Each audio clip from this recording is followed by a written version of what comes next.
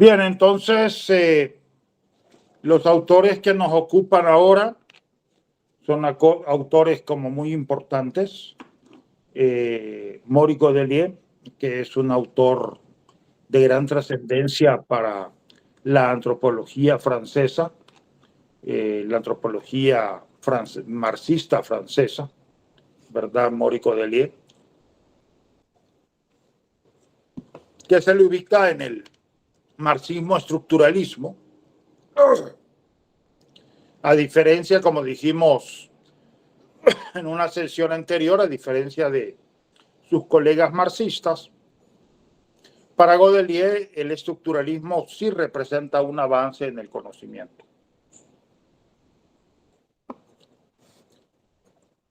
Representa un avance en el conocimiento científico. Entonces, en ese sentido, bueno, es un autor muy importante, Godelier, ¿verdad? El otro que vamos a ver es Hamza Lavi, que también se le ubica en la antropología marxista. Bien. Bueno, partiendo de Godelier,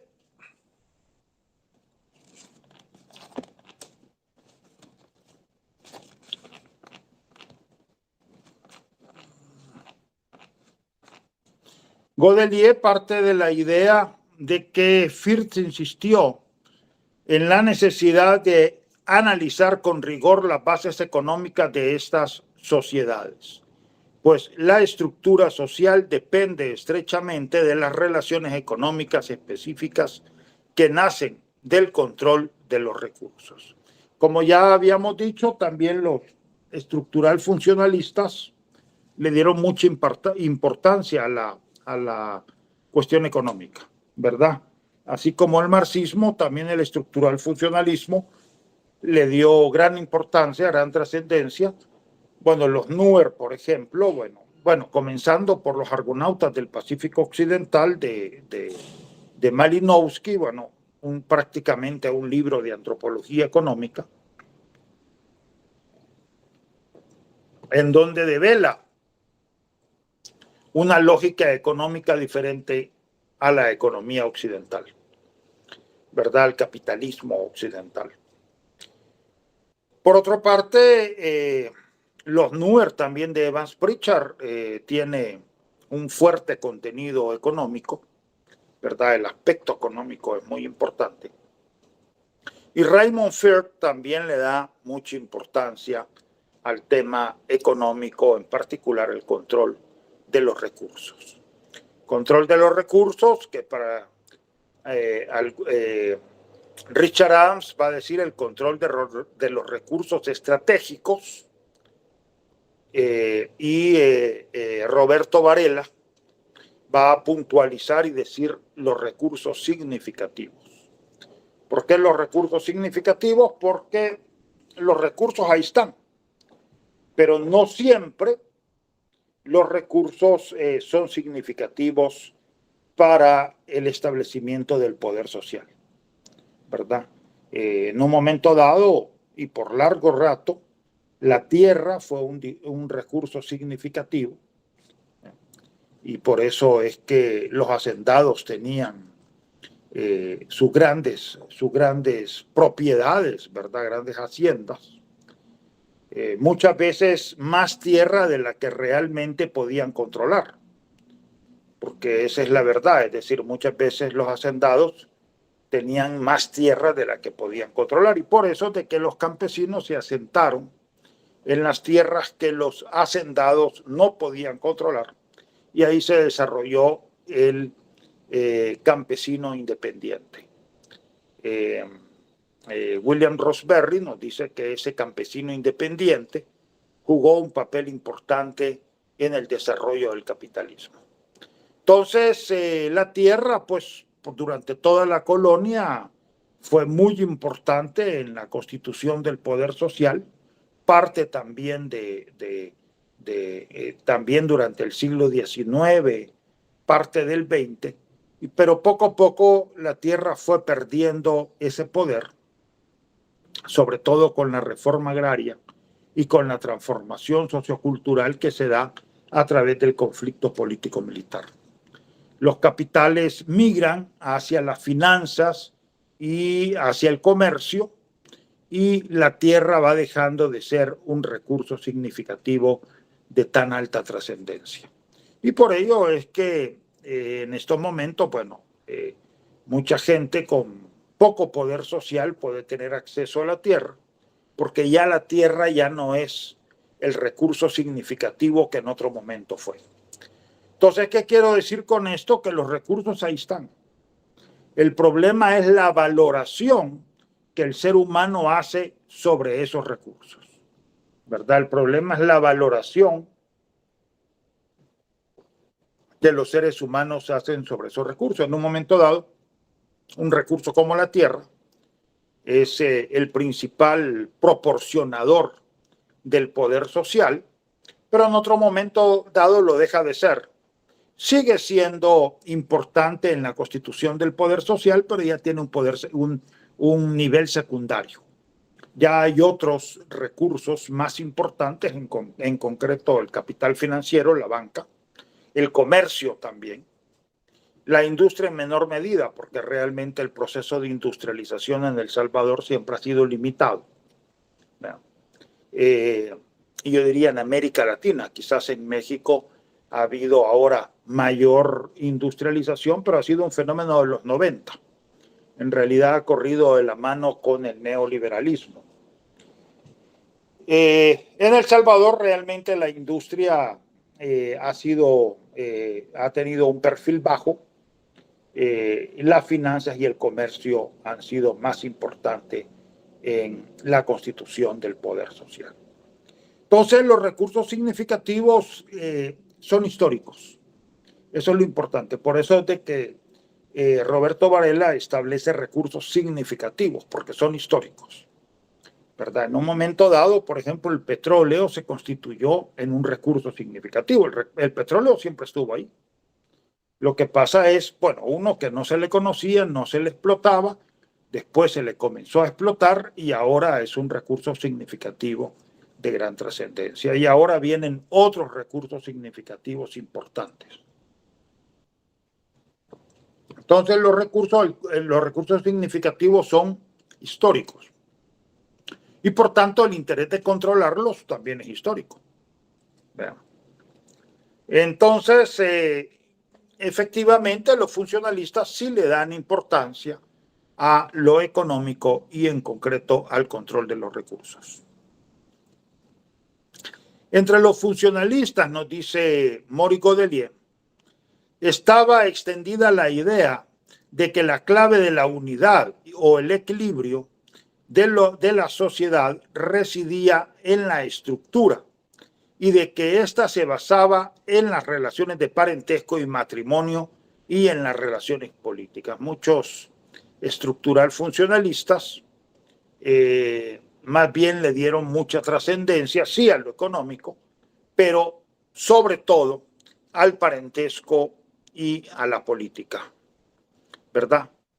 Y entonces dice Maurice Godelier, esto parece justificado, pues es cierto que en diversas sociedades el parentesco y lo político religioso parece dominar la sociedad. En las sociedades tribales el parentesco juega un papel de gran trascendencia y bueno, ya nos va a decir Maurice Godelier, se constituye en relaciones sociales de producción, porque es el que controla los recursos, establece el mecanismo de la herencia, controla la fuerza de trabajo y también pues establece el sistema de autoridad, la estructura de autoridad de la sociedad, ¿verdad? Esto es así en las sociedades tribales, también en el caso de los incas, que lo trabaja Maurice Godelier, el parentesco y lo político-religioso se constituye en verdaderas relaciones de producción, ¿verdad? Es decir, definen el acceso a los recursos, sobre todo cuando el Estado inca entra y controla a las comunidades. Entre nosotros, digamos, a nivel campesino, y yo diría en general lo que se ha denominado el modo de producción doméstico, efectivamente el parentesco juega un papel fundamental. Esto es así en las sociedades campesinas y semicampesinas y también en las sociedades, en las sociedades urbanas informales, en la economía urbana informal. En buena parte, no digo en todo, pero en buena parte de la economía urbana informal, el parentesco está jugando un papel definitorio en las relaciones sociales. Un papel definitorio en las relaciones sociales. En el caso campesino y semicampesino, bueno, incluso tenemos el trabajo de la doctora Adriana Alas, que ahora va a estar en el seminario con nosotros, en donde ella demuestra cómo la reconstitución de un cantón en las Vueltas Chalatenango, en el marco del conflicto político-militar, gente que fue desplazada, que huyó a Mesa Grande, Honduras, en medio del conflicto, en realidad retornan, ¿verdad? Retornan y bueno, reconstituyen la comunidad, y la comunidad se reconstituye a partir de las relaciones de parentesco. Se reconstituye a partir de las relaciones de parentesco, de los grupos domésticos y las familias ampliadas. Entonces, dice Godelier, parece justificado porque efectivamente el parentesco y lo político religioso están dominando la dinámica social y cultural de la comunidad. Los antropólogos no conciben, dice, que las relaciones de producción pueden existir si no es bajo una forma que la distinga y la separe de otras relaciones sociales, lo económico, es decir, como muchas veces los científicos sociales se van por la forma, eso es lo que está diciendo. Es decir, que las relaciones sociales de producción aparezcan efectivamente en el marco de la producción de bienes y servicios. Ojo, cuando hablamos de producción estamos hablando de producción de bienes y servicios, no solo de bienes materiales, también de servicios. En el capitalismo contemporáneo los servicios son muy importantes, ¿verdad?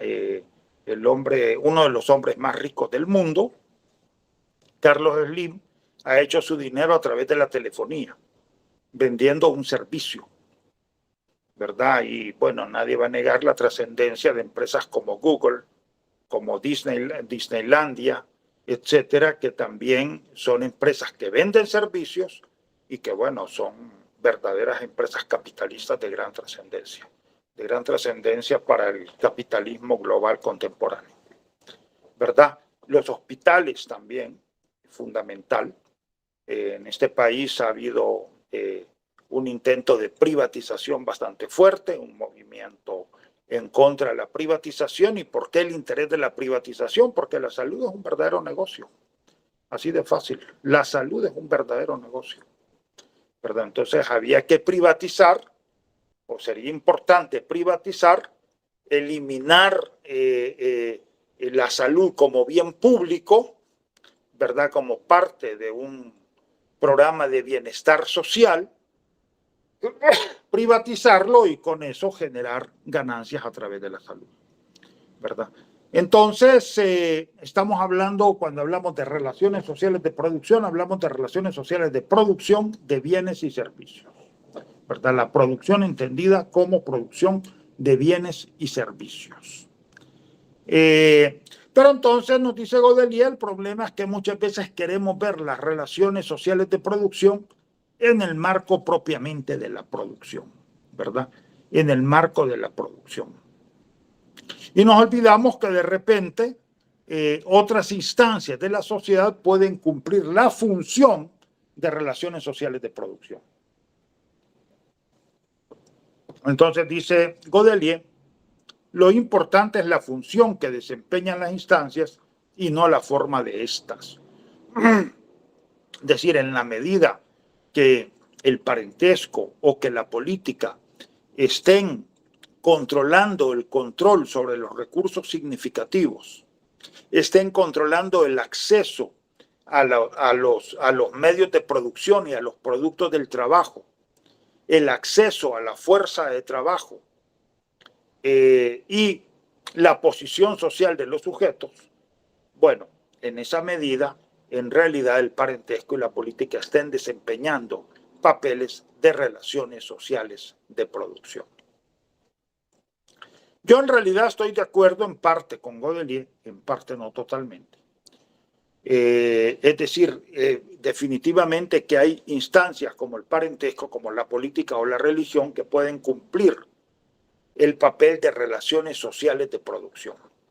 Pero no es lo mismo que las relaciones sociales de producción se constituyan a través del propio proceso de producción de bienes y servicios, es decir, de la propia actividad económica, a que las relaciones sociales de producción se constituyan a partir de relaciones de parentesco o de relaciones políticas y religiosas. El hecho de que las relaciones sociales de producción se constituyan a partir de relaciones de parentesco, por ejemplo, eso les da un sello particular que las distingue, por ejemplo, de la dinámica propiamente capitalista, en la cual las relaciones sociales de producción se constituyen a partir del proceso mismo de producción.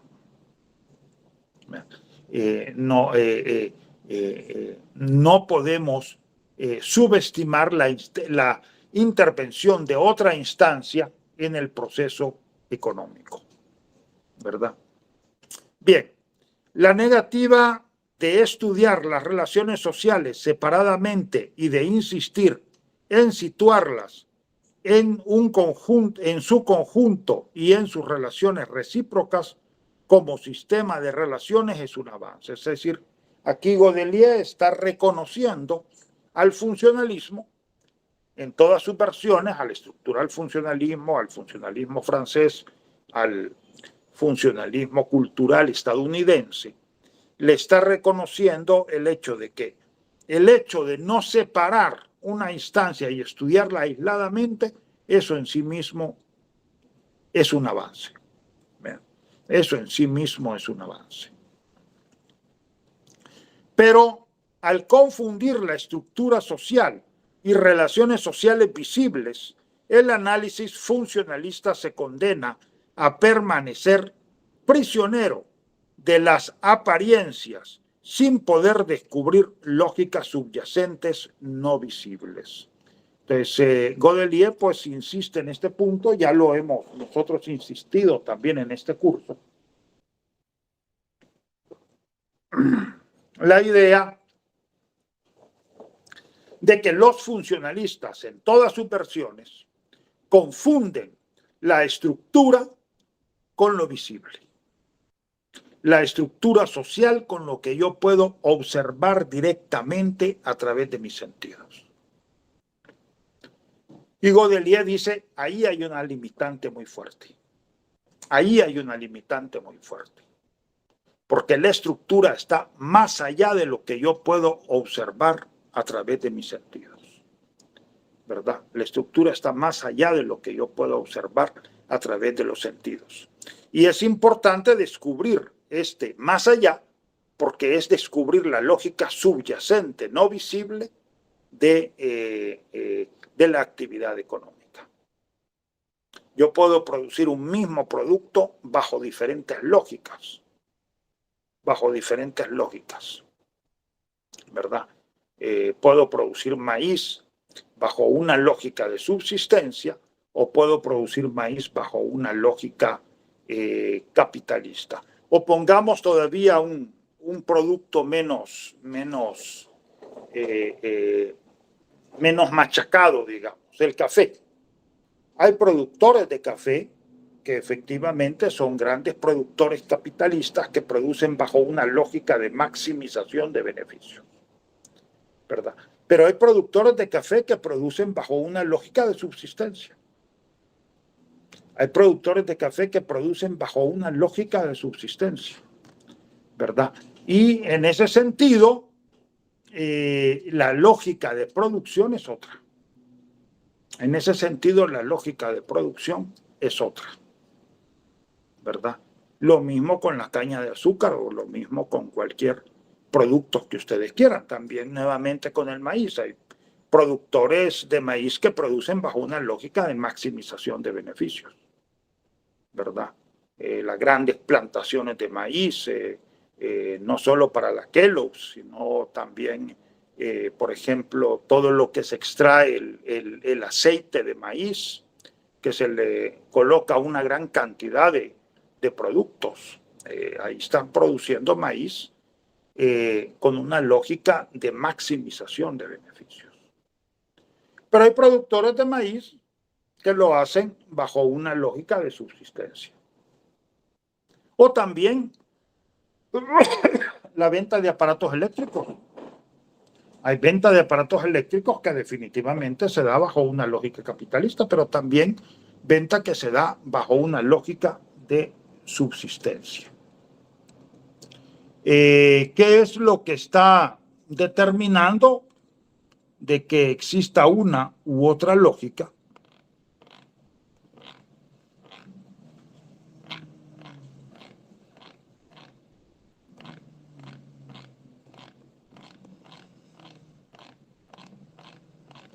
Lo que está determinando es esto. Si produzco bajo una lógica de mercancía, dinero, mercancía, prima, o bienes, dinero, bienes, prima, entonces estoy produciendo bajo una lógica de, del valor de uso. Estoy produciendo bajo una lógica del valor de uso, ¿verdad? Es decir, la lógica está orientada a la satisfacción de las necesidades humanas. La lógica está orientada a la satisfacción de las necesidades humanas. Si produzco bajo una lógica capitalista, entonces estoy produciendo bajo una lógica de maximización de beneficios. El objetivo es el incremento constante de los beneficios y en la sociedad contemporánea el incremento constante del dinero, ¿verdad? Entonces, esta lógica puede aplicarse a la producción de maíz, puede aplicarse a la producción de café, puede aplicarse también al comercio, puede aplicarse a diversas instancias, ¿verdad? Puede aplicarse a diversas instancias. La misma producción de artesanías, hay producción de artesanías que se da bajo una lógica de subsistencia, bajo una lógica del valor de uso, pero también hay producción de artesanías que se da bajo una lógica de maximización de beneficios. Las mismas artesanías de La Palma. Hay artesanos que sí efectivamente logran niveles altos de ganancia y otros que no. Bueno, las lógicas son diferentes. Pero esto, ¿cómo lo descubrimos? Yendo más allá de lo visible, yendo más allá de lo observable. Si nos quedamos en la pura observación, lo que vemos, bueno, en el caso del maíz son campos de maíz, ¿verdad? En el caso del café, campos de café. Y no nos damos cuenta que hay cafetaleros que son grandes productores de café con maximización de beneficios importantes y cafetaleros que producen bajo una lógica de subsistencia. Y es la misma matita de café, ¿verdad? Es la misma matita de café. Entonces hay que descubrir cuál es la lógica subyacente que está en las actividades económicas, pero también en las relaciones sociales. También en las relaciones sociales hay que ver cuál es la estructura realmente que está condicionando el comportamiento de los sujetos, más allá de lo que yo puedo observar. En el caso de la identidad, por ejemplo, muy claro, es decir, muchas veces queremos ver la identidad a partir de los rasgos manifiestos. queremos ver la identidad a partir de lo que se nos manifiesta en nuestros sentidos. Y muchos grupos en realidad no manifiestan o no están interesados de manifestar abiertamente su identidad. Hay muchos salvadoreños en los Estados Unidos que desarrollan la identidad salvadoreño-americana, pero que no hablan español, que no tienen, no se revisten como salvadoreños. Entonces, claro, pasan desapercibidos, pero tienen una identidad bastante definida. ¿Verdad? A veces ni siquiera conocen el país. Y sin embargo, se definen como salvadoreños americanos. ¿Por qué? Por la dinámica de oposición y conflicto entre nosotros y los otros. Por la dinámica de oposición y conflicto entre los salvadoreños americanos y otros grupos de la misma naturaleza. Por eso. ¿Verdad? En los indígenas acá, por ejemplo, no hablan lengua indígena, no tienen una vestimenta propia indígena, se la colocan muchas veces para los rituales, para la actividad ritual, pero no para la vida cotidiana. Y sin embargo tienen una identidad indígena bastante clara. Estoy hablando de los indígenas de Izalco, de Nahuizalco, de Santo Domingo de Guzmán, de Cacaopera, de Guatajiagua.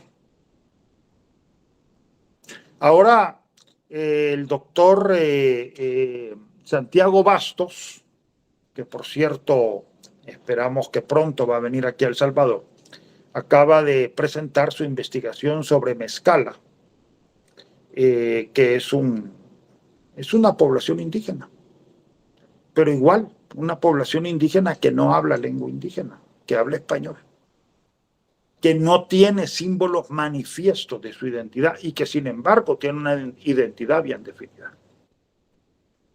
¿Por qué? Nuevamente por las relaciones de oposición y conflicto con los mestizos y con otros grupos indígenas de la zona. ¿Verdad? Entonces, nos invita Maurice Godelier a ir más allá de lo visible. ¿Verdad? A ir más allá de lo visible, ir más allá de lo que podemos observar directamente. Bien. Y entonces dice Godelier, obviamente, esta idea de asociar la estructura con las relaciones sociales visibles, observables, pues es una de las grandes limitantes del funcionalismo. El parentesco, dice, domina la organización social cuando no solamente regula las relaciones de descendencia y alianza, sino también los derechos de los individuos y los grupos sobre los medios de producción y los productos del trabajo. Define las relaciones de autoridad y de obediencia y, por tanto, las relaciones políticas y sirve de código para expresar las relaciones de los hombres entre sí y con la naturaleza.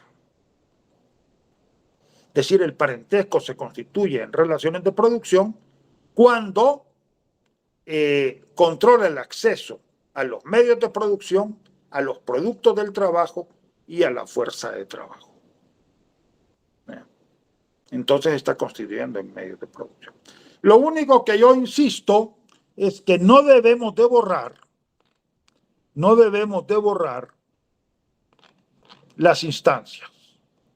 O sea, esto no autoriza y no autoriza a Maurice Godelier a borrar las instancias. Porque, como decía Althusser, las instancias son importantes porque dan un sello, una dinámica propia. Insisto, no es lo mismo que las relaciones sociales de producción se desarrollen en el ámbito de la producción misma, entendida como producción de bienes y servicios, a que las relaciones sociales de producción se desarrollen, por ejemplo, a través del parentesco o de la estructura política y religiosa. Hay un sello diferente. En el socialismo soviético, las relaciones sociales de producción se establecieron a través de la política. Se establecieron a través de la política. Y eso le dio un sello particular que lo distinguió del capitalismo, en donde las relaciones sociales de producción se establecen a partir de la producción misma.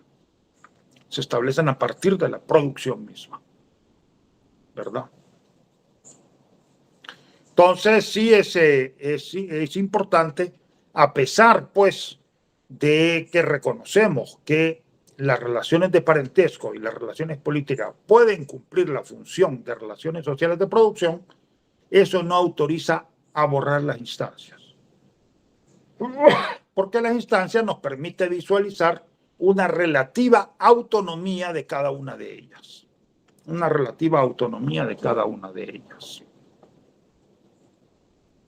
Para Godelier hay que explicar por qué razones y en qué condiciones una determinada instancia social asume una determinada función y qué modificaciones en su forma y en su mecanismo interno explica esos cambios de función. Es decir, el capitalismo efectivamente es una sociedad que está interesada en que lo económico tenga una dinámica propia y no sea, digamos, contaminada por otra instancia, en concreto por la religión o por la política. El socialismo no. En el socialismo el Estado interviene directamente. Ahí hay dos orientaciones distintas. Bueno, en el capitalismo la idea es de que es el individuo el que debe de superarse por sí mismo. Y es el individuo el que tiene que producir los recursos para satisfacer sus necesidades. ¿Verdad? Entonces el individuo se supera por sí mismo. Mientras que en el socialismo no. En el socialismo es la idea de que la sociedad es la que satisface las necesidades de los individuos. Y por tanto la sociedad debe de intervenir para garantizar la satisfacción de las necesidades humanas. Son dos orientaciones diferentes, ¿verdad? Dos orientaciones diferentes que le dan una dinámica diferente a la sociedad, ¿verdad? Una dinámica distinguible en la sociedad. Bien. Se constata que no basta que una instancia asuma varias o cualesquiera funciones sociales para ser dominante, sino que tiene que asumir la función de relaciones de producción, es decir, de control del acceso a los medios de producción y a los productos del trabajo social. Por tanto, son las relaciones de producción las que determinan el predominio de tal o cual instancia.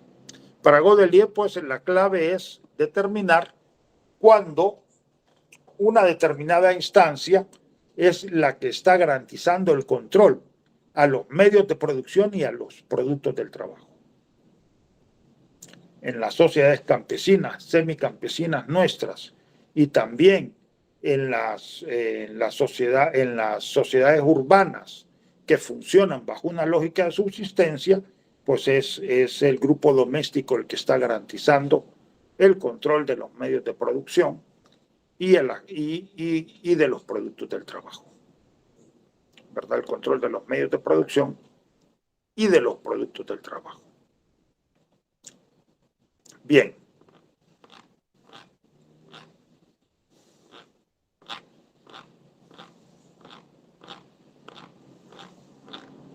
Por eso dice Godelier, no basta con afirmar que las relaciones sociales son interdependientes.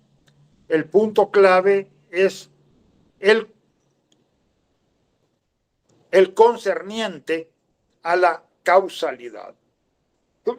Para Godelier el elemento clave es determinar el que establece la causalidad, y la causalidad la establecen las relaciones sociales de producción, de acuerdo con Maurice Godelier. La hipótesis de la interdependencia funcional de las partes del sistema social y de que todo sistema social permanece en equilibrio ha dificultado a los funcionalistas descubrir la existencia de contradicciones al interior de una estructura social, o entre estructuras sociales al interior de un sistema, empujándoles a estudiar fuera del sistema la causa de su evolución. Esta evolución parecería no tener causa interna. No se trata de negar, dice, la existencia de causas externas, ni tampoco de negar que todo sistema implica en su funcionamiento la reproducción de las relaciones sociales que lo constituyen, pero hay que subrayar que las causas externas o internas solo tienen efecto porque ponen en juego o activan las propiedades estructurales internas de los sistemas. Más claro no canta un gallo, ¿no?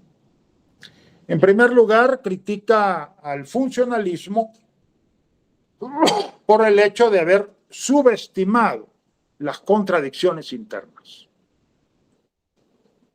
Tal parece que las sociedades, en el marco del funcionalismo, del estructural funcionalismo, se desarrollan en relativa armonía, ¿verdad? Es decir, no hay contradicciones al interior de estas sociedades. Parecería ser de que son sociedades que funcionan en equilibrio. Y Godelier dice, no es cierto. Son sociedades que tienen contradicciones internas. Y es fundamental descubrir las contradicciones internas. Ese es un primer punto. Y el segundo punto me parece muy interesante lo que nos dice Godelier, y es que cuando no reconocemos las contradicciones internas o subestimamos las contradicciones internas, entonces queremos explicarlo todo por la influencia externa. Queremos explicarlo todo por la influencia externa. Y por eso dice, no se trata de negar la existencia de causas externas y causas internas, sino más bien el hecho de que estas causas externas e internas potencian las contradicciones internas que existen en las sociedades. Fíjense qué interesante esto, ¿verdad? Porque ahora con la antropología de la globalización, con un marco teórico marxista, nos vienen a querer explicar el funcionamiento de la sociedad en función de causas externas. Tal parecería que todo viene por causas externas. Primero, a veces el mismo conflicto político-militar bajo la denominación, mala denominación de guerras, lo quieren explicar en función de la Guerra Fría. Tal parece que fue un conflicto entre potencias. No, no fue un conflicto entre potencias. No era el conflicto entre Estados Unidos y Rusia. Perdonen. Habían contradicciones internas que fueron las que dieron origen al conflicto. Las que dieron origen al conflicto. ¿Verdad? En el caso de Guarjila y los ranchos, la escasez de tierra, que estaba acaparada por terratenientes locales, ¿verdad? El maltrato en las cortas de café y caña de azúcar, sobre todo por los grandes terratenientes nacionales, el sobreuso de la fuerza física y el cambio de mentalidad provocado por la teología de la liberación y la opción preferencial por los pobres. El conflicto no fue un conflicto entre Estados Unidos y la URSS. No, fue un conflicto interno que se desarrolló. A nivel nacional, bueno, también el dominio tan fuerte de los militares y el interés de instaurar la democracia, ¿verdad? Entonces el problema está de que quiere explicarse todo en función de causas externas. Pero también los antropólogos de la globalización, ¿verdad? También los antropólogos de la globalización nos dicen que las sociedades, en el caso en particular Leif Binford, en el caso del norte de Morazán, que estas sociedades eran campesinas y volvieron a ser campesinas incluso en peores circunstancias, es decir, nada cambió. Los cambios que se produjeron fueron los cambios que se dan en la sociedad global. No, señor Binford. Definitivamente no. Las contradicciones que se desarrollaron en el norte de Morazán y en el oriente de Chalatenango se desarrollaron en función, ya lo he mencionado, por el acaparamiento de tierras de los terratenientes locales, el maltrato en las cortas de café, caña de azúcar, café, caña de azúcar y algodón, en el caso del norte de Morazán también algodón, ¿verdad? El sobreuso de la fuerza física y el cambio de mentalidad provocado por la teología y la liberación y la opción preferencial por los pobres. Y sí se han transformado las sociedades, se han transformado a partir de su conflicto interno, se han transformado a partir de su conflicto interno, no por las decisiones de Washington, sino por las decisiones de los semicampesinos revolucionarios, en el caso de Morazán más bien campesinos revolucionarios, que se organizaron, enfrentaron al poder local y nacional y crearon nuevos tipos de sociedad. Eso lo hicieron los campesinos, no vino por un dictamen de Washington. Señor Binford, no vino por un dictamen de Washington. Fueron los campesinos y semicampesinos los que desarrollaron su propio tipo, sus nuevos tipos de sociedad y de cultura, ¿verdad? En esta misma línea, Irina Carlota Silver también haciéndole coro a Binford, prácticamente nos dice de que los semicampesinos del oriente de Chalatenango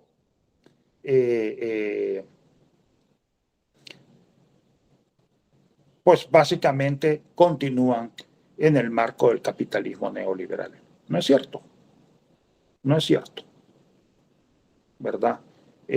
Han creado nuevos tipos de sociedad y cultura a partir, obviamente, de sus estructuras tradicionales, como la dinámica de los grupos domésticos y la familia ampliada, por una parte, y por otra parte también el cambio que ha habido en la estructura política.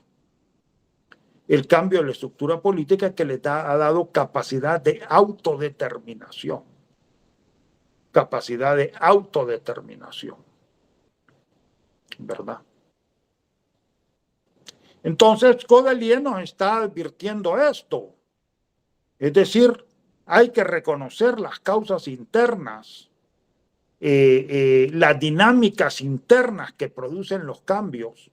Y obviamente, esto no implica negar las causas externas. Sí ha habido causas externas, pero las causas internas tienen la prioridad. Las causas internas tienen la prioridad.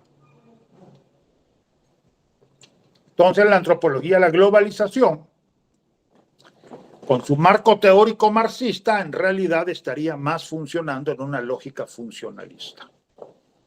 Estaría pensando en una lógica funcionalista. Se le niega la capacidad al campesino y al semicampesino de ser agentes de transformación, ¿verdad? Y tal pareciera que solo los poderes externos tienen capacidad de transformar. Falso. Totalmente falso. Los sujetos internos, los campesinos y semicampesinos, tienen capacidad de transformar su sociedad y de construir nuevos tipos de sociedad y de cultura. Bien. El materialismo cultural se trata de un materialismo reductor. Acuérdense, ya les he dicho que no confundamos el marxismo con el materialismo cultural.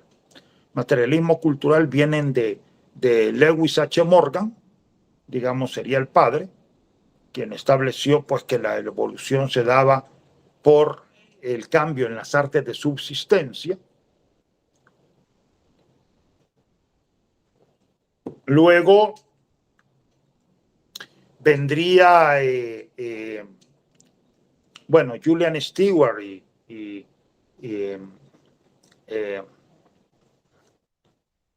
bueno, toda esta teoría de la antropología de la energía, el ponerle Leslie White, perdón, se me fue un poquito el nombre, Julian Stewart y Leslie White, insistiendo en el descubrimiento y aprovechamiento de la energía, de nuevas fuentes de energía, ¿verdad? Y finalmente Marvin Harris, quien hace una escalerita, ¿verdad? Al estilo el nivel tecnoecológico, el nivel tecnoeconómico, las relaciones sociales y las relaciones simbólicas. Entonces, más bien Godelier dice se trata de un materialismo reductor. O sea, establece una relación muy mecánica de lo material hacia el resto de la sociedad. Reduce la economía a la tecnología y los intercambios biológicos y energéticos. Acuérdense que Marx, insistimos y seguimos insistiendo, nos está hablando de relaciones sociales de producción, no del aspecto técnico de la economía y de la ecología, sino de relaciones sociales de producción.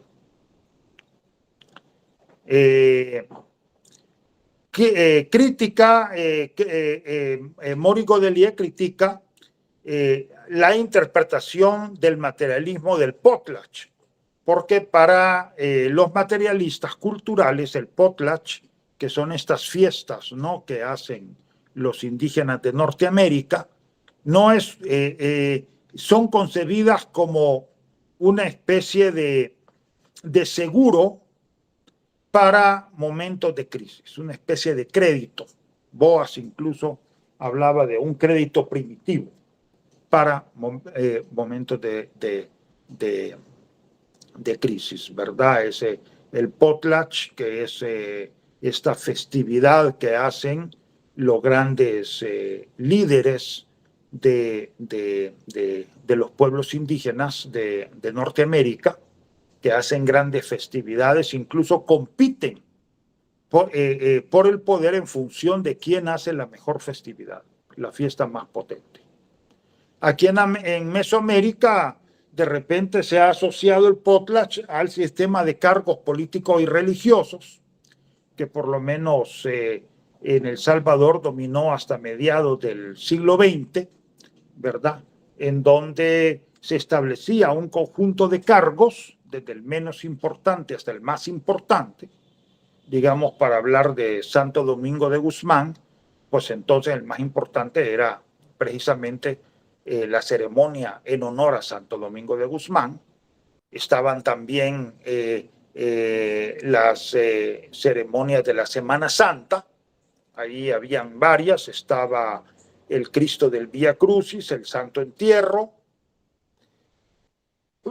la Virgen de los Dolores, y también estaba la festividad del Niño Dios, la festividad del Niño Dios, que culminaba el 25 de diciembre.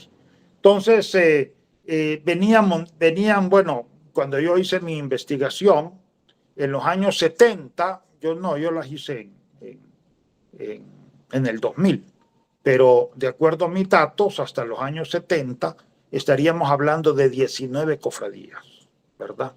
Ya en el año 2000 se habían reducido a 12, pero digo, quedémonos con los años 70, 19 cofradías, que venía de la menos importante hasta la más importante. Y una vez que un sujeto había pasado por todas estas cofradías, entonces ya podía acceder a los cargos municipales, al cargo de regidor y luego al cargo de alcalde. Y después de cumplido todo esto, salía y pasaba a formar parte del Consejo de Ancianos, ¿verdad? Entonces, lo que Godelier está diciendo es de que este tipo de festividades no tienen una función puramente económica, sino más bien una función social. Proporcionan prestigio y renombre a la gente, proporcionan prestigio y renombre y por tanto poder social, ¿verdad? Por tanto poder social. Claro que una vez que tienen prestigio y renombre, entonces vienen los beneficios económicos, ¿verdad? Pueden venir los beneficios económicos. Pero el elemento clave no son los beneficios económicos en sí, sino que más bien el prestigio y el renombre que los sujetos adquieren por la organización de las festividades. Y entonces sí compiten entre sí. El que hace la mejor festividad es el que adquiere mayor prestigio, ¿verdad? Entonces, Maurice Godelier critica al materialismo reductor porque todo lo quiere reducir al aspecto puramente material. Bien, entonces dice Godelier, materialismo empirista y funcionalismo simplificador continúan siendo impotentes para explicar la historia y el contenido de sociedades que jamás son totalidades completamente integradas, sino totalidades cuya unidad es un efecto provisional, hasta que las dinámicas internas y externas le impidan seguir existiendo. Es decir, las sociedades nunca son totalidades totalmente integradas. Fíjense el sentido de totalidad de Maurice Godelier, que por cierto ya lo decía Herbert Spencer, ¿no? Es decir, las sociedades nunca están totalmente integradas. Entonces, son totalidades, pero totalidades que como tales son imperfectas y que en un momento dado pueden dejar de existir, pueden explotar. ¿Por qué explotan? Por causas internas y externas, no solo externas, también por causas internas, ¿verdad?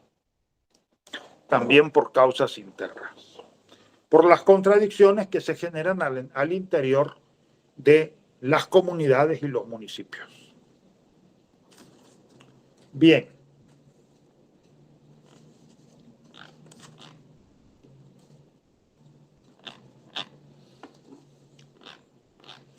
Dos principios reconocidos por el funcionalismo, el estructuralismo y el marxismo. Hay que analizar las relaciones sociales no una por una separadamente, sino tomándolas en sus relaciones recíprocas, considerándolas como totalidades que forman sistemas. Esto es cierto para el funcionalismo y es cierto para el marxismo. No es cierto para el estructuralismo. El estructuralismo aísla, ¿verdad? Aísla una determinada instancia o un determinado fenómeno. Lévi-Strauss aislaba el mito, lo disociaba de la totalidad social, lo estudiaba en partes, lo analizaba a fondo y luego lo reintegraba. La verdad es que muchas veces nunca lo reintegraba, ¿verdad? Ya no llegaba a reintegrarlo.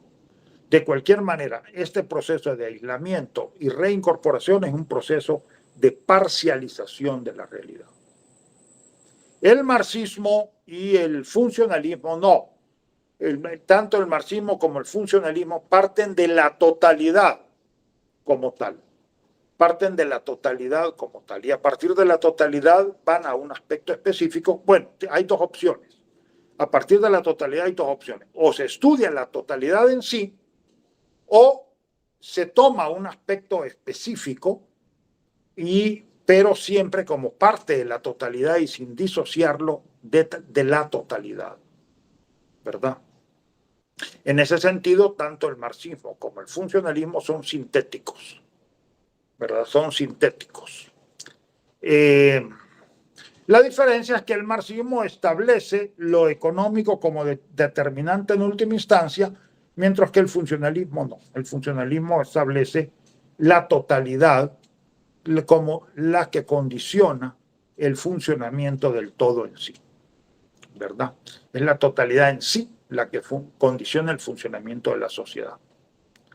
Mientras que en el marxismo las relaciones sociales de producción son las que condicionan el funcionamiento de la totalidad. Bien, y por otra parte, como ya hemos dicho, para el funcionalismo la totalidad es la totalidad que nosotros podemos observar, mientras que para el marxismo, y en eso sí se da de la mano con el estructuralismo, la totalidad crea una estructura que va más allá de lo que nosotros podemos observar. Y es importante, fundamental que lleguemos a esa estructura. Bien. Dos, estos sistemas deben ser analizados en su lógica interna antes que analizar su génesis y su evolución. Sí para el estructuralismo y para el funcionalismo, no para el marxismo. El marxismo, como ya hemos dicho, es ante todo una teoría de la historia. Y para el marxismo sí es importante estudiar su génesis y su evolución, ¿verdad? Su génesis y su evolución. Bien, para los funcionalistas, una estructura es un aspecto de lo real y afirman su realidad fuera de la mente humana. Para Leach, una estructura es una construcción de la mente que ordena la realidad. Para Lévi-Strauss, las estructuras forman parte de la realidad, pero al igual que Marx establece que no son directamente visibles y observables, sino que constituyen la realidad profunda de un sistema social, a partir de la cual se pueden explicar el ordenamiento aparente. Por tanto, para Lévi-Strauss, al igual que para Marx, la estructura es una construcción de la mente, pero también es algo que está en la realidad, pero no en la realidad visible, sino que hay que ir más allá de la realidad, ¿verdad? Hay que ir más allá de la realidad. Bien. Godeliano dice que Lévi-Strauss utiliza tres principios metodológicos. Uno, toda estructura es un conjunto determinado de relaciones ligadas las unas a las otras según leyes internas de transformación que hay que descubrir. Dos, toda estructura combina elementos específicos que son sus componentes propios. Y tres, entre estructuras diferentes pertenecientes a un mismo sistema existen relaciones de compatibilidad cuyas leyes hay que encontrar. En definitiva, el tema de la estructura es la idea de que la estructura está constituida por un conjunto de elementos que están relacionados entre sí y en donde la relación entre los elementos es más importante que los elementos en sí mismos.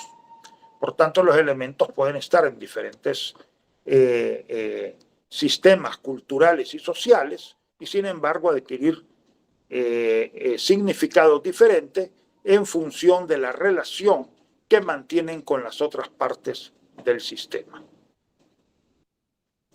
Marx puso el acento en las fuerzas productivas y en las relaciones de producción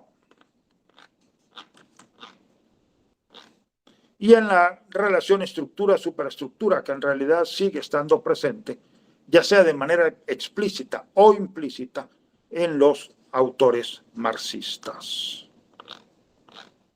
Las posiciones, nos dice Godelier, del empirismo funcionalista: al historiador los cambios, al etnólogo las estructuras. Bueno, esto mismo lo decía Lévi-Strauss, ¿verdad?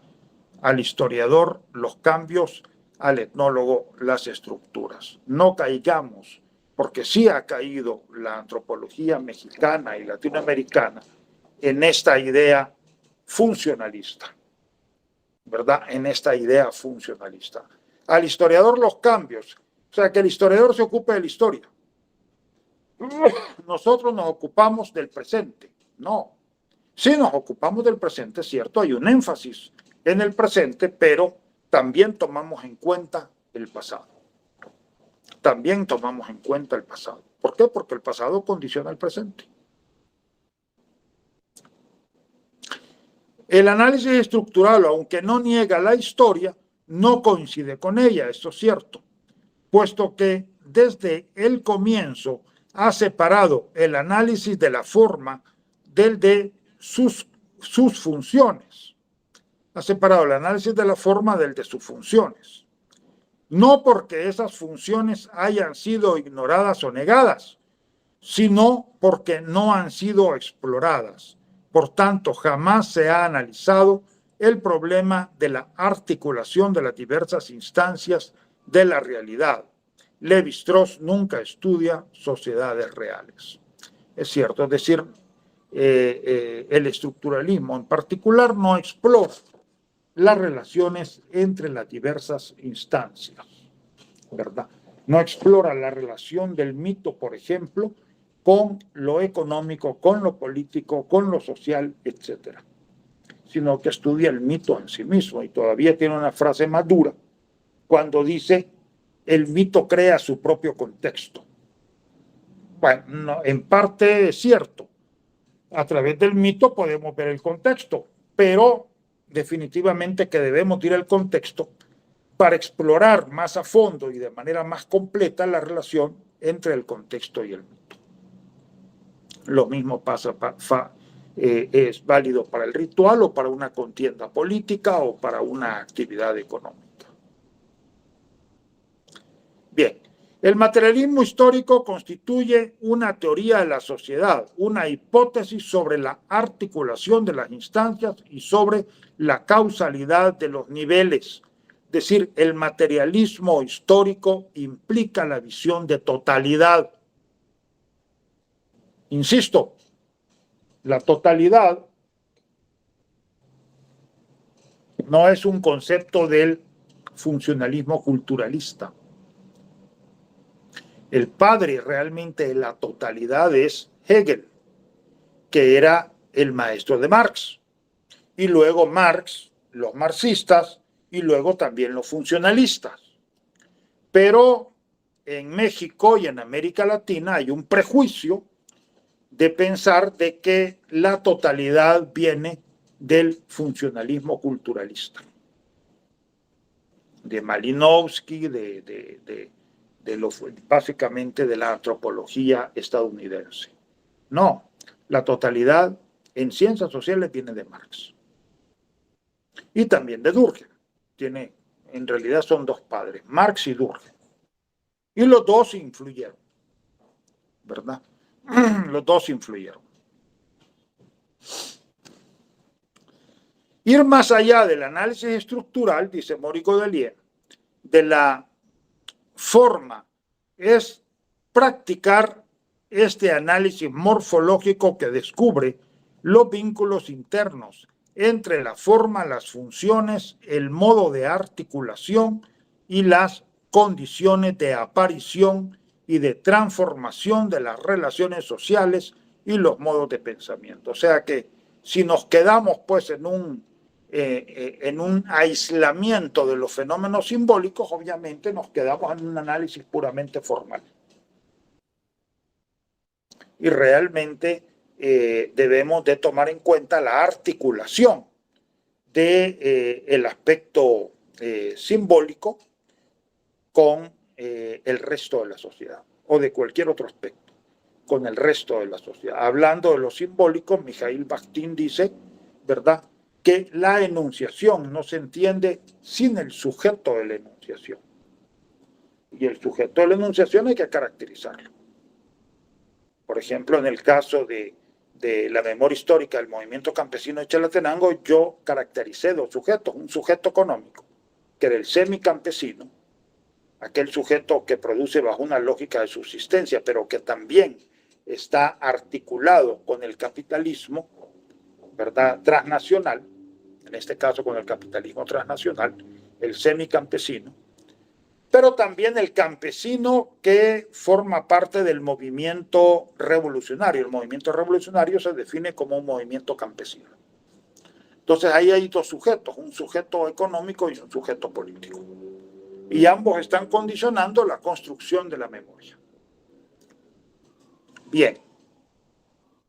Y Maurice Godelier termina con una reflexión sobre el pensamiento salvaje, que es un pensamiento que funciona por analogía, por equivalencias, ¿verdad? Y está hablando del pensamiento salvaje y no del pensamiento de los salvajes. O sea, el pensamiento salvaje está presente en las sociedades contemporáneas y tiene que ver con este sujeto que él detecta, el bricoleur, que es un sujeto que en realidad toma pedazos de diferentes discursos y de diferentes prácticas y va creando pues un sistema propio a partir de unir pedazos de diferentes discursos y prácticas sociales, ¿verdad?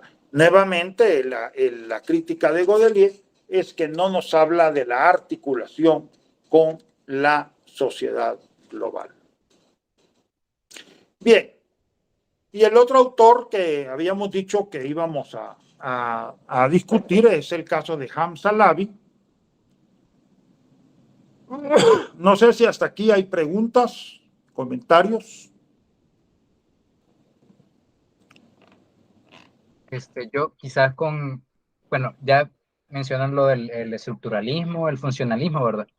Sí. Pero no sé cómo sería, porque también está el funcional estructuralismo. En este caso, ¿en qué sentido se podría estructurar, según lo de eso, la totalidad social, desde una perspectiva funcional estructuralista?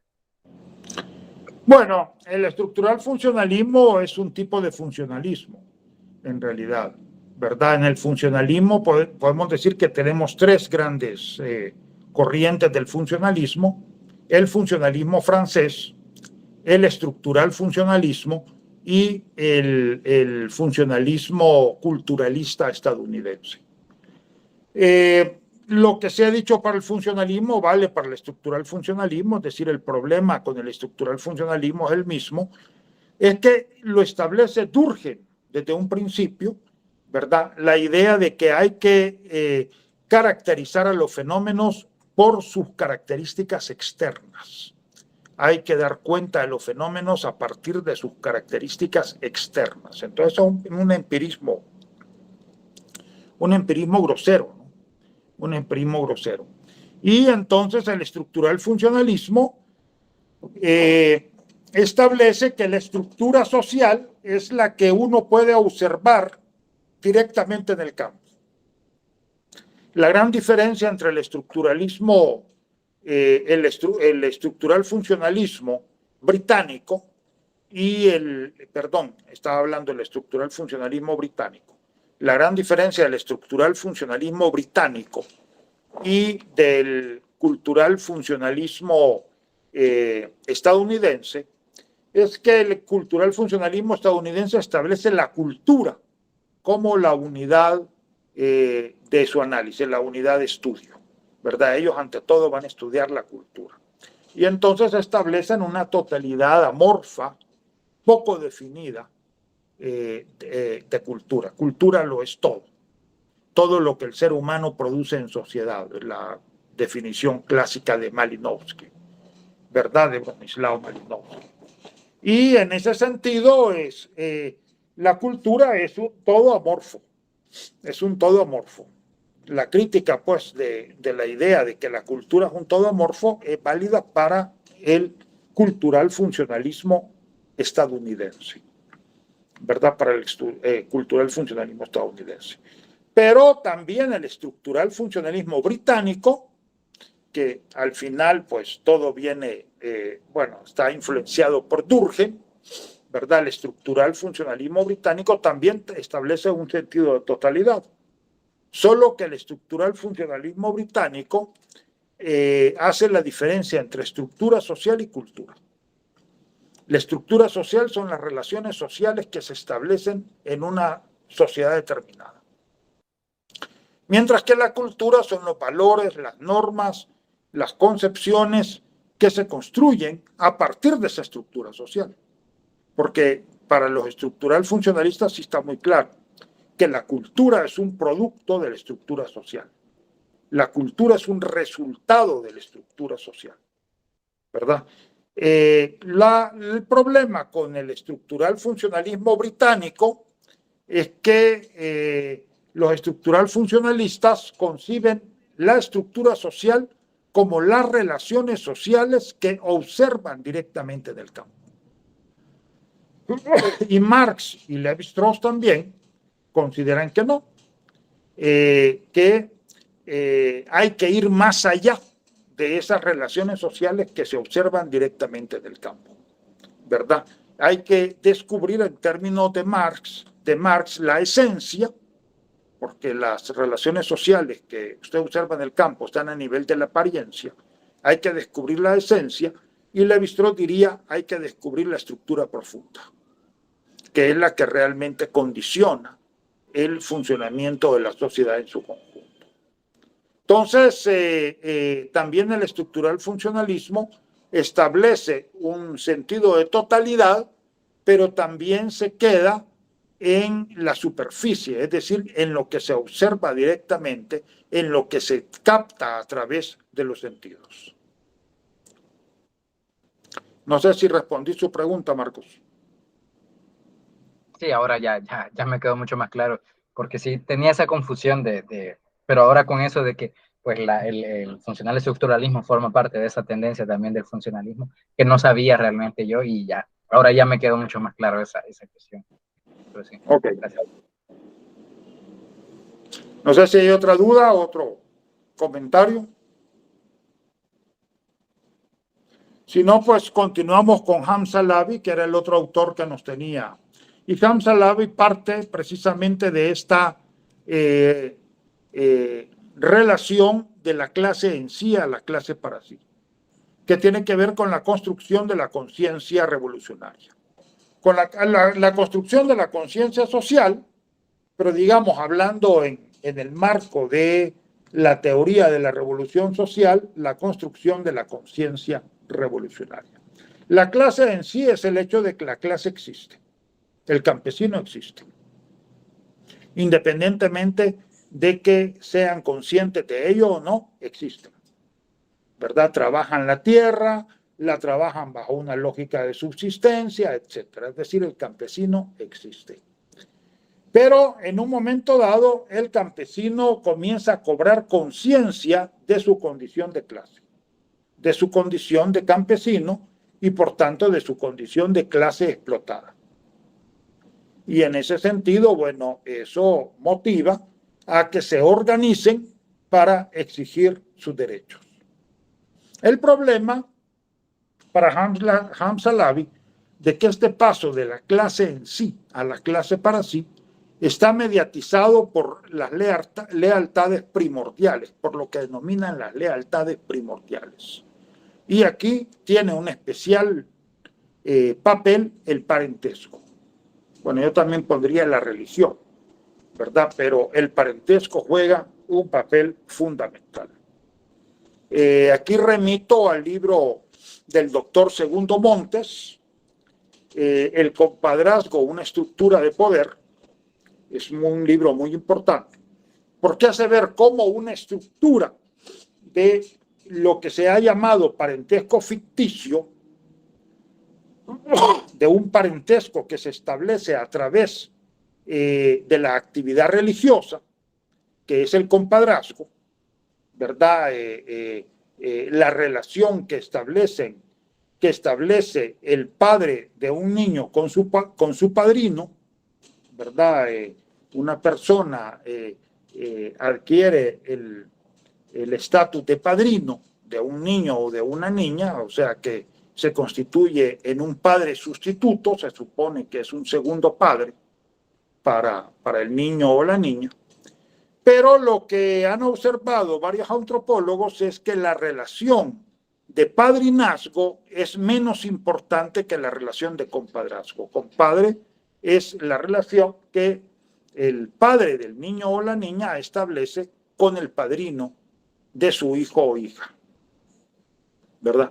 Entonces, eso que se llama compadrazgo, esa relación de compadrazgo, se establece como una relación muy fuerte, muy fuerte.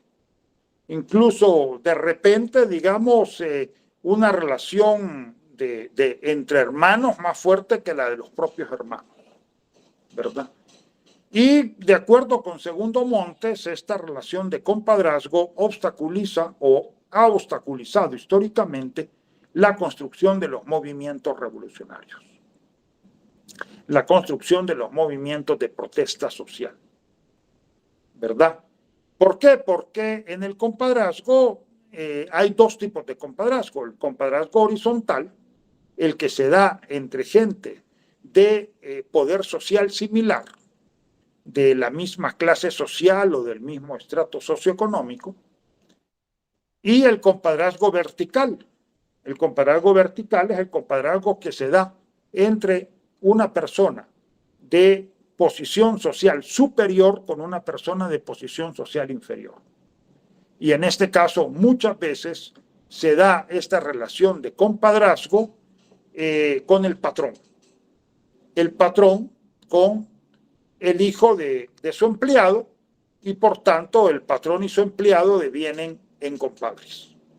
Y esta relación de compadrazgo hace que los compadres se opongan a las organizaciones de protesta social en contra del patrón, ¿verdad?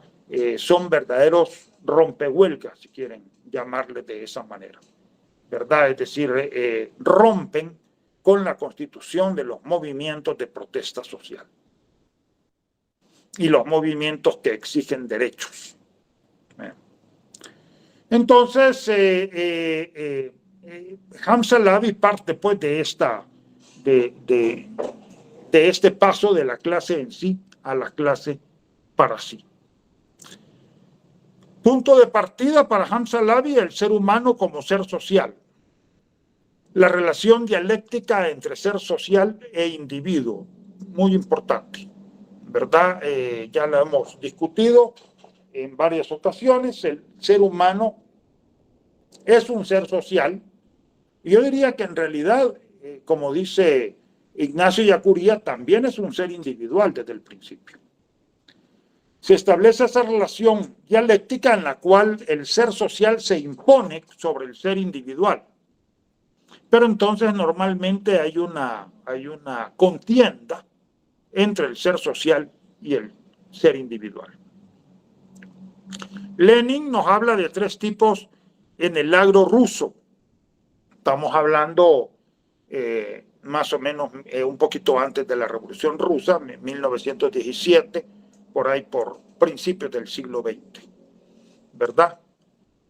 Las relaciones feudales Lenin habla de relaciones feudales, obviamente que no hubo feudalismo en Rusia, pero Lenin se la imaginó, y así dice las relaciones feudales, que son los propietarios de tierra y aparceros. Bueno, tenía mucha imaginación el señor Lenin. 2, las relaciones capitalistas, granjeros capitalistas y peones asalariados. Y 3, el campesino medio, que cultiva su propia tierra y estaba vinculado a la comuna, era el que formaba parte pues, de las comunidades campesinas. Lenin considera las clases del sector capitalista de la economía agraria y no las de siervos feudales ni la clase en vía de desintegración de los campesinos medios, como las fuerzas disolutorias del feudalismo. Según Lenin, pues Rusia era una sociedad feudal, había que superar el feudalismo y llegar al capitalismo para finalmente llegar al socialismo. Y ahí las fuerzas, digamos, promotoras del desarrollo eran las fuerzas capitalistas de la economía agraria, ¿verdad? Las fuerzas capitalistas de la economía agraria. Bien. Por cierto, acá en El Salvador, las Fuerzas Armadas de la Resistencia Nacional, o simplemente Resistencia Nacional, en un momento dado también plantearon la idea de que en El Salvador la burguesía nacional era demasiado débil e históricamente había sido demasiado débil. Por tanto, había que fortalecer a la burguesía nacional para luego pensar en pasar a una sociedad socialista.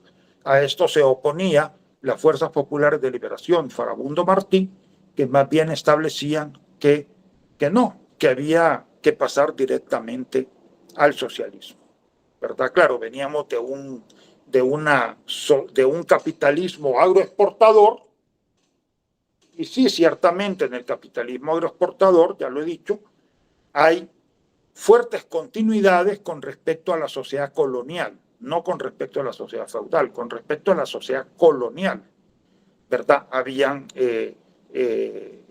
continuidades importantes. Entonces, la RN proponía, bueno, dada esa realidad, hay que desarrollar el capitalismo nacional para luego pasar al socialismo. Las Fuerzas Populares de Liberación, Farabundo Martí, dicen, no, hay que directamente pasar al socialismo, ¿verdad? A través de la lucha social. Bien. Entonces, Lenin sí establece en Rusia, falsamente, obviamente, este continuismo de feudalismo, capitalismo, socialismo. En realidad, Rusia venía de una sociedad zarista, en todo caso heredera del modo de producción asiático, ¿verdad? Más que feudal, era una sociedad muy centralizada. Bien, habría que ver, bueno, ya lo hemos discutido, que habría que ver si en Rusia hubo feudalismo, definitivamente no, ¿verdad? En China, Mao se apoyó en los campesinos pobres como la fuerza revolucionaria, aunque en la práctica hubo fuerte participación del campesino medio.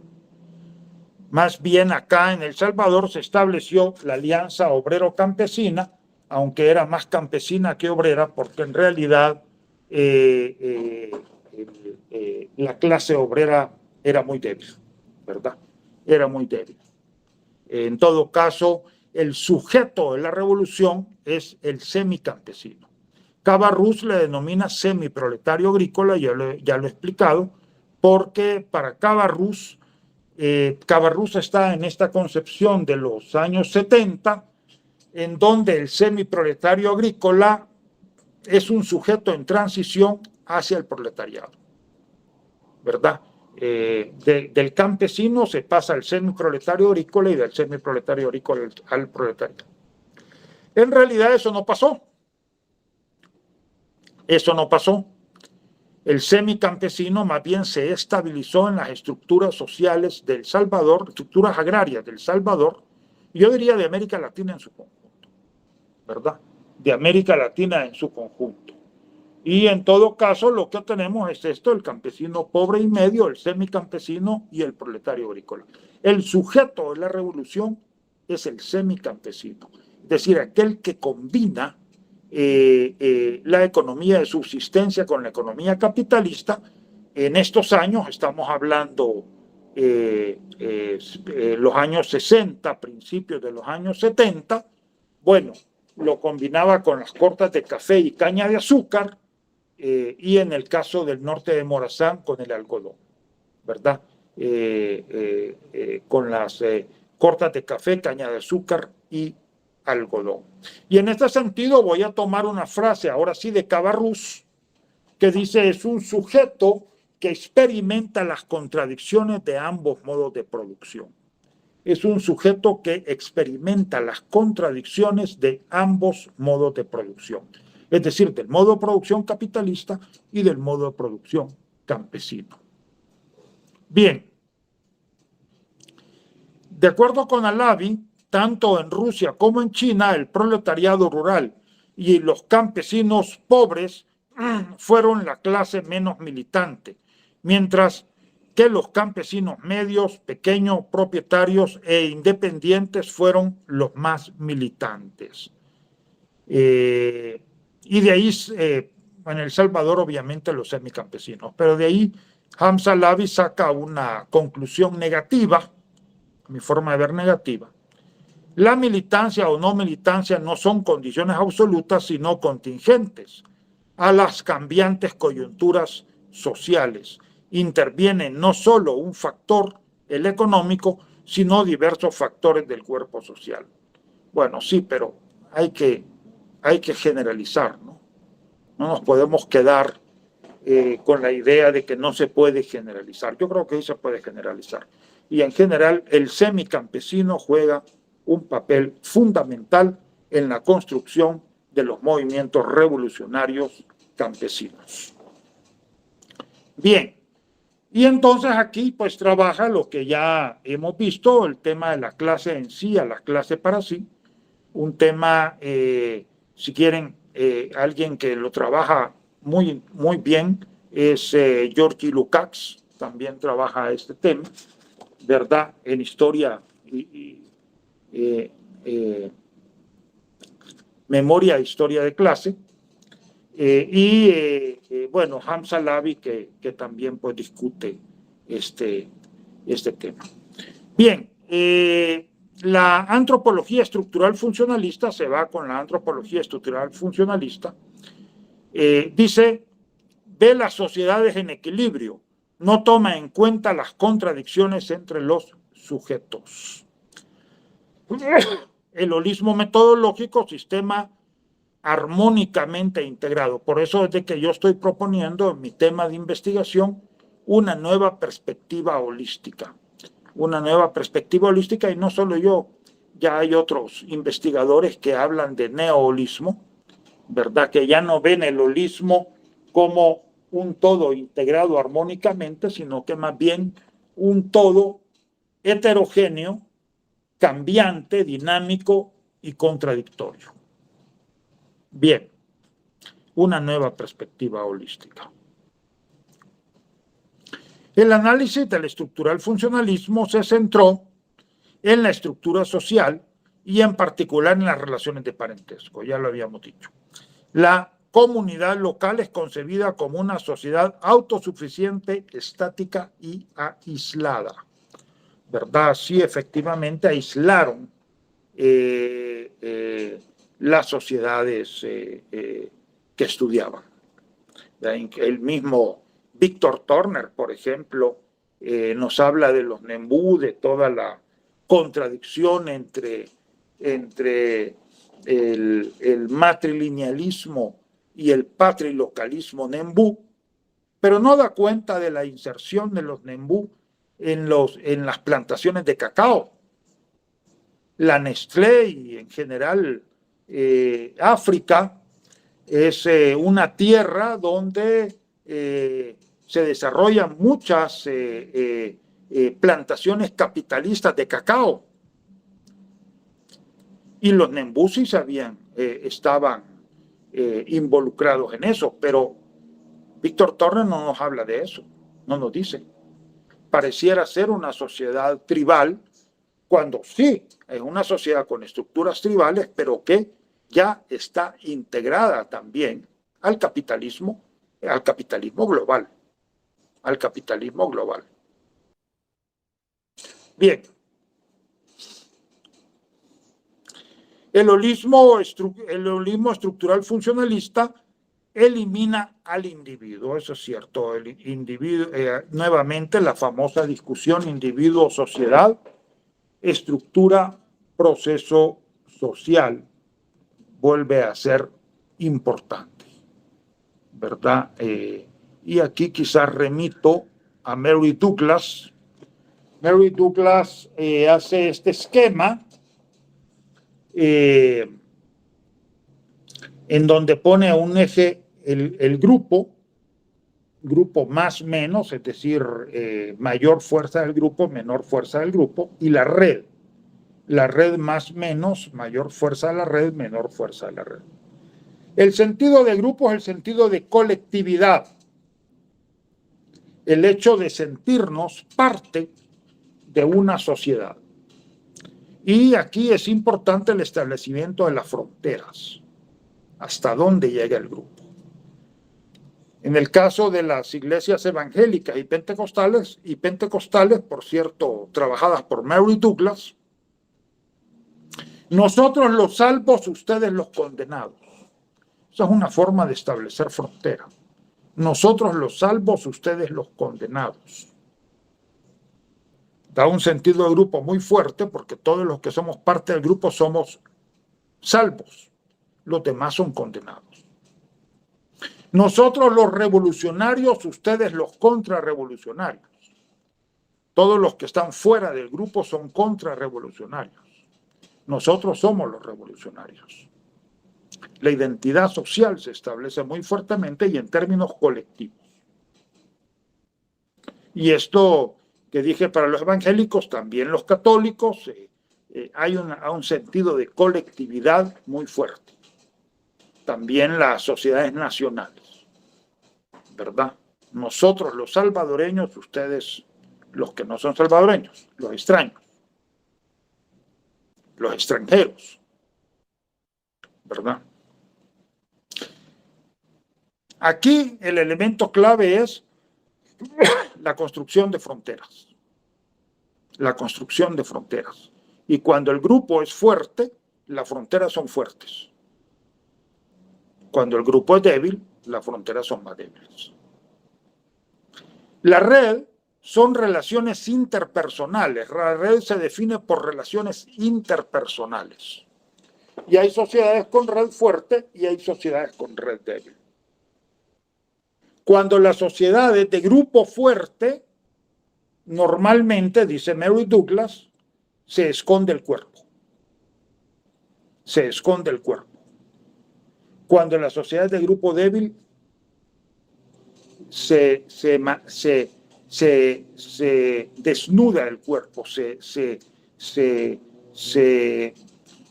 exhibe el cuerpo. Se exhibe el cuerpo. Siempre me recuerdo de mi abuelo, ya les he puesto, creo, este ejemplo, ¿verdad? Mi abuelo y mi abuela, que ellos llegaban a desayunar, incluso a desayunar con saco y corbata. Mi abuelo llegaba con saco y corbata a desayunar. Nunca mostró el cuerpo.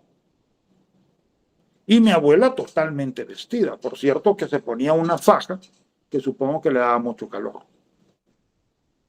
¿verdad? Entonces, cuando el grupo es fuerte, nosotros hemos sido una sociedad de grupo fuerte, cuando el grupo es fuerte, el cuerpo se esconde. Otra forma también son en los códigos lingüísticos, sobre todo trabajados por Basil Bernstein. Mary Douglas dice, en los grupos fuertes se da el código lingüístico restringido. ¿Qué quiere decir esto?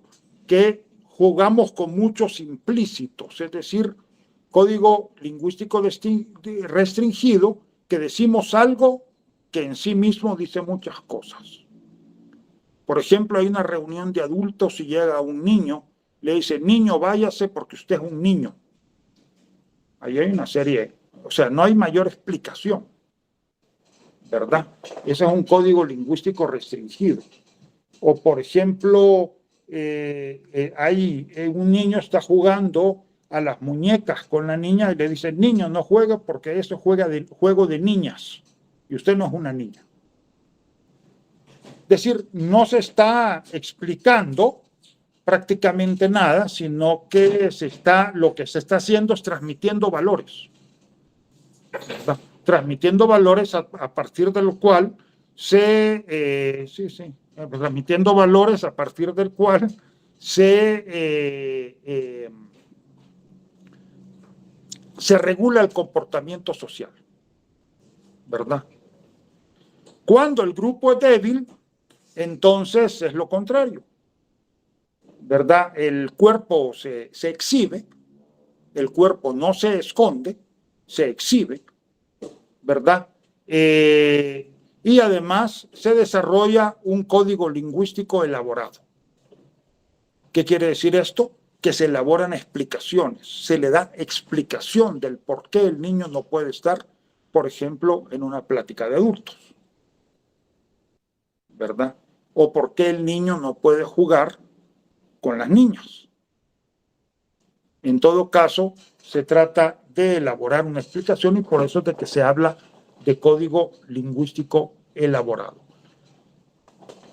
Nosotros hemos sido una sociedad de grupo fuerte, en realidad hemos tendido a esconder el cuerpo, a desarrollar un código lingüístico restringido en oposición a los Estados Unidos, por ejemplo, que para Mary Douglas es una sociedad de grupo débil.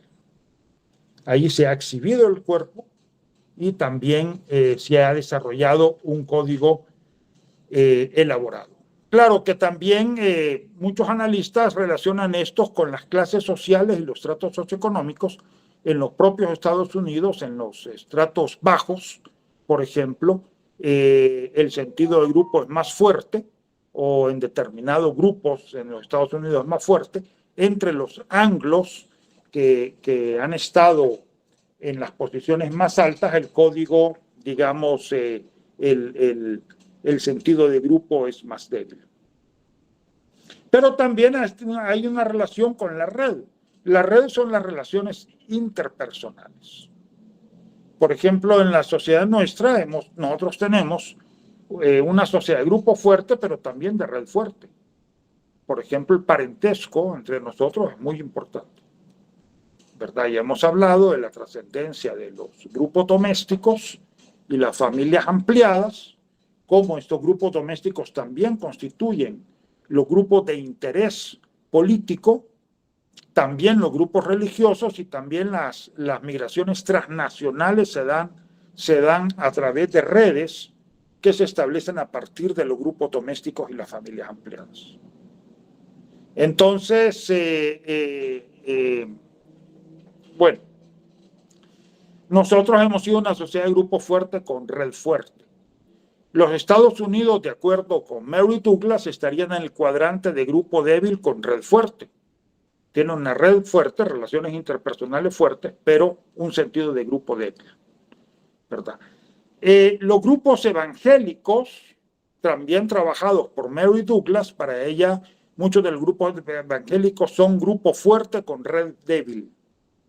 Con red débil, cortan. A mí me lo decían en Joya de Serén, es que ellos cortan las relaciones, decían. Es decir, las relaciones son nada más entre ellos, entre los hermanos, ¿verdad? Y da un sentido de grupo fuerte, ¿verdad? Nosotros los salvos, ustedes los condenados, ¿verdad? Todos los que están fuera de mi grupo están con el demonio. Los que están con mi grupo están con Dios. Y de ahí tendríamos, por ejemplo, los grupos hippies, que podríamos decir que son grupos débiles con redes débiles. Por eso es difícil incluso hablar allí en el caso de grupo o de movimiento, porque en realidad tienen un nivel de individualismo muy alto. Ahí está la canción de John Lennon, ¿verdad? Imagina un ser humano sin ninguna atadura. Prácticamente eso es lo que dice. ¿Verdad? Entonces, esto, un grupo débil con red débil, y ya en un caso extremo, pues estaríamos al nivel de la locura, ¿no? Cuando de plano el ser humano corta totalmente sus lazos con grupos y con todo tipo de relaciones interpersonales, pues estaríamos a nivel de la locura. Me parece que este modelo de Mary Douglas es importante porque es una forma de trabajar esta oposición, grupo-individuo. Esta oposición grupo-individuo, ¿verdad? Que tiene que ver con la estructura y la acción social. Y en el caso del grupo fuerte, el grupo débil, en el fondo está la idea de Durkheim, el paso de una sociedad de solidaridad mecánica a una sociedad de solidaridad orgánica. Acordémonos que para el mismo Durkheim, la solidaridad orgánica no eliminaba totalmente la solidaridad mecánica. Él detectó grupos con solidaridad mecánica incluso en la Inglaterra de su tiempo, ¿verdad? Bien.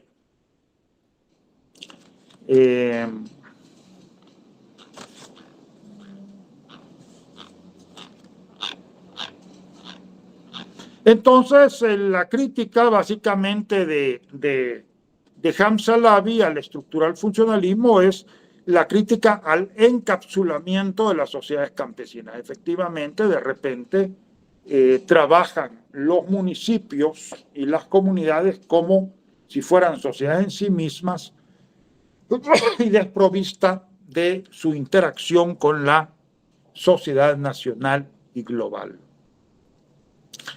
Julian Stewart establece que es incorrecto tratar cada una de las partes como si fuera un todo independiente en sí mismo.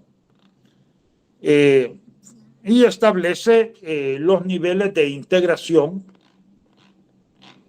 Él le llama niveles de integración intercultural.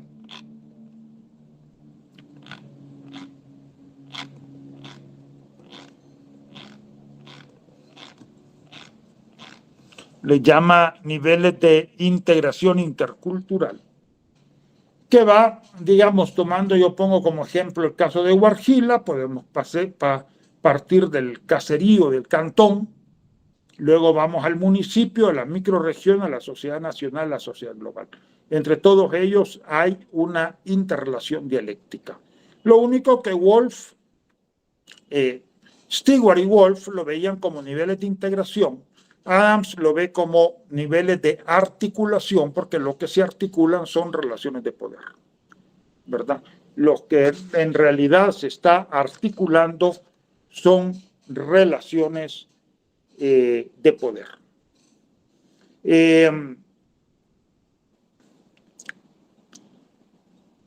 Y en todos estos niveles hay intermediarios económicos, intermediarios políticos, intermediarios culturales.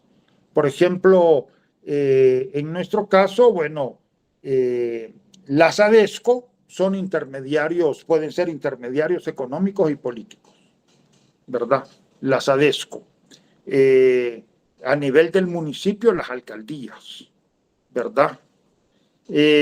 A nivel de culturales, intermediarios culturales, bueno, los maestros, por eso es de que el movimiento magisterial fue tan importante, ¿verdad? Porque en realidad son verdaderos intermediarios entre las sociedades locales, municipal y cantonal, y las sociedades nacional y global, pero sobre todo nacional, ¿verdad? Entonces los maestros son verdaderos intermediarios culturales.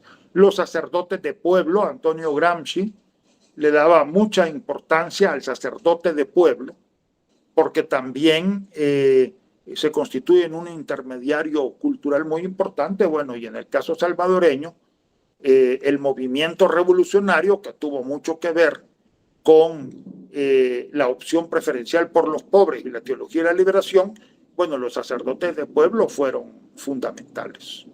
Un sacerdote de pueblo precisamente es el padre Rutilio Grande, que ahora lo están queriendo canonizar acertadamente, porque me parece que la labor de Rutilio fue de gran trascendencia. Él era un cura de pueblo, a diferencia de Yacuría. Yacuría era el gran intelectual, ¿no?, que estaba en la universidad.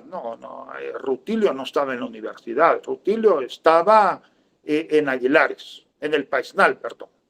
Rutilio estaba en el Paisnal, estaba en la ermita, en la parroquia del Paisnal. Sí creo que es parroquia, porque es municipio. Estaba en la parroquia del Paisnal, pero realmente era un cura de pueblo, sacerdote de pueblo. Y estos sacerdotes tuvieron una gran influencia en la construcción del movimiento revolucionario. Y luego también los intermediarios políticos, que es importante tomarlo en cuenta. Entonces, relaciones dialécticas entre los distintos niveles de articulación. Yo aquí me distancio de Hamza Lavi, porque Hamza Lavi, al igual que Lee Binford, al igual que Irina Carlota Silver, ven el movimiento de arriba para abajo, como que la sociedad mayor determina, y yo digo que para ellos sobredetermina a las sociedades locales, ¿verdad?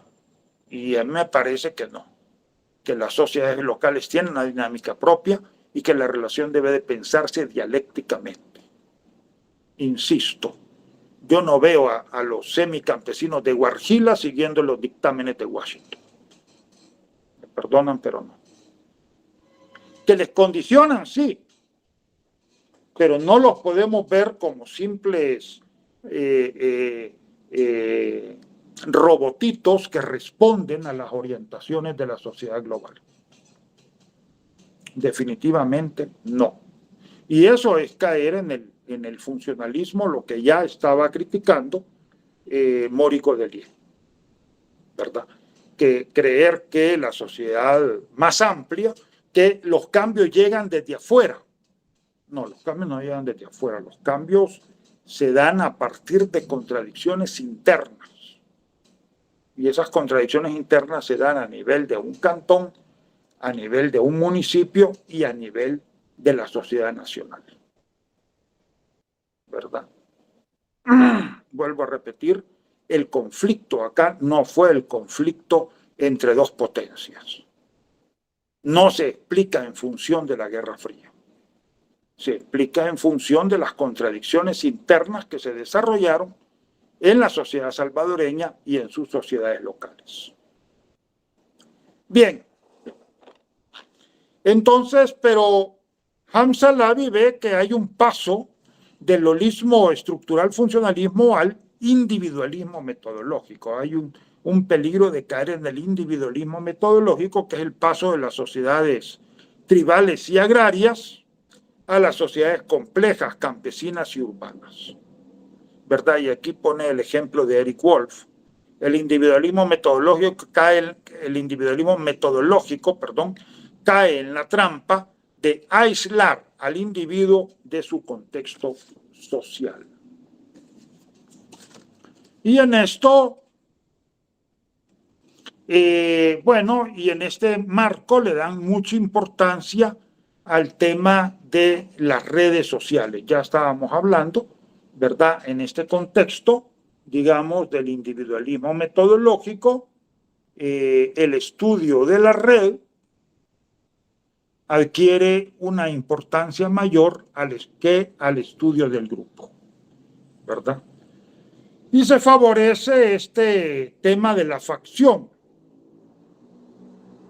La facción como una asociación propiamente campesina, ¿verdad?, de carácter temporal y centrada en un individuo. Yo realmente sostengo que en El Salvador, en Mesoamérica como tal, en Mesoamérica no tenemos facciones.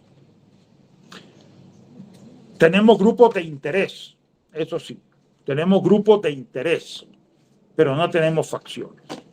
Para empezar, los grupos de interés no son temporales, ni están centrados en un individuo.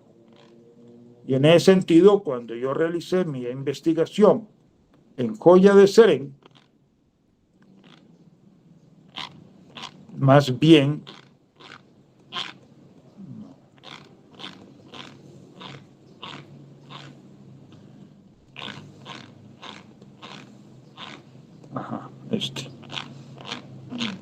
cuando yo realicé mi investigación en Joya de Serén, lo que pude ver es que la SADESCO, establecí esta doble oposición entre permanentes, circunstanciales, propositivos y reactivos. Permanentes cuando el grupo funciona con relativa permanencia. Circunstanciales cuando nada más se desarrolla en función de una circunstancia específica y en particular en función de un conflicto específico.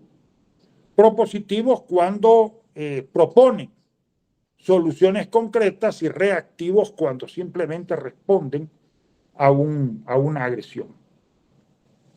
Mi conclusión fue de que en realidad los grupos de interés agrupados en la SADESCO eran permanentes.